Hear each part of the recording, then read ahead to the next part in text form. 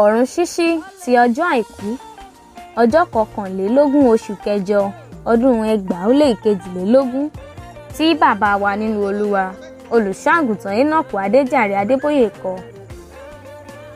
Àkórí ẹ̀kọ́ wa tòní ni lẹ́tà sí ìjọ ní Laodíkíà apá kejì. Lẹ́tà sí ìjọ ní Laodíkíà apá kejì. Bíbélì kíkà wa láòrí nínú ìwé ìfihàn orí 3 ẹsẹ̀ 19 sí 22 àti ìwé òwe orí 3 ẹsẹ̀ 11 sí 12. Àkọ́sórí wa wà nínú ìwé òwe orí 3 ẹsẹ̀ 11 tí ó wí pé, ọmọ mi, má ṣe kẹ́gàn ìbáwí Olúwa, má sì ṣe bínú nígbà tí a bá ń bá ọ wí. Àlàyé bàbá wa ni èyí. Gbogbo àwọn tí èmi bá fẹ́ ni èmi ń bá wí, tí mo sì ń nà. Nítorí náà ní ìtara kí ìwọ sì ronúpìwàdà. Ìfihàn orí 3 ẹsẹ̀ 19. Jésù sọ fún àwọn ará Laodíkíà pé òun bá wọn wí nítorí ó nífẹ̀ẹ́ wọn. Tí o bá nífẹ̀ẹ́ ọmọ rẹ, ìwọ yóò bá wí nígbà tí ó bá ń lọ ní ọ̀nà tí kò tọ́. Bàbá tí ó bá kórìíra ọmọ rẹ̀ nìkan ni yóò máa wò níran tí yóò sì dákẹ́ nígbà tí ó bá ń lọ ní ọ̀nà tí kò tọ́.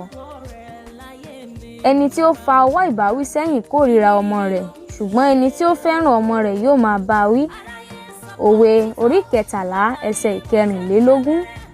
Ní ọdún 2020 nígbà tí mo jáde láti sọ pé Olúwa ń lo àrùn coronavirus láti dá àwọn ènìyàn ní àgbáyé padà sí ọ̀dọ̀ rẹ̀. Ọ̀pọ̀lọpọ̀ ènìyàn lérò pé mò ń sọ pé Ọlọ́run kò fẹ́ràn ayé mọ́ àti pé ó ń fi ìyà jẹ wọ́n. Báwo ni mo ṣe lè sọ pé Olúwa kò fẹ́ràn ayé nígbà tí òun fúnra rẹ̀ sọ nínú ìwé Jòhánù orí 3 ẹsẹ̀ 16 pé ó fẹ́ràn ayé? Ó bá wa wí nígbà tí a bá ń ṣe àṣìṣe nítorí ó fẹ́ràn wa ni. Ó lè rí òpin láti ìbẹ̀rẹ̀. Ó lè rí ìparun tí àgbáyé ń pè sọ́dọ̀ ara rẹ̀ nípa àìbìkítà fún un. Nítorí náà ni òun yóò ṣe jẹ wá níyà.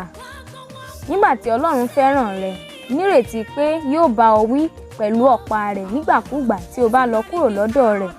Nítorí àwọn tí ó fẹ́ nìkan ni ó máa ń bá wí.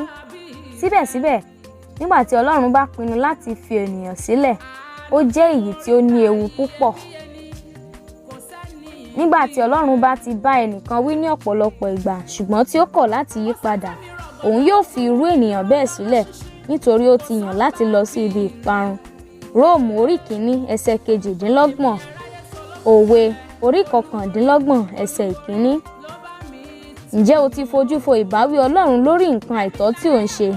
Láìpẹ́, ìwọ yóò dẹ́kun gbígbọ́ ìbáwí yìí gẹ́gẹ́ bí nínú ọ̀ràn Éfrémù nígbà tí Ọlọ́run sọ pé kí a fi sílẹ̀ ní ohùn nìkan. Hósíà orí 4 ẹsẹ̀ 17.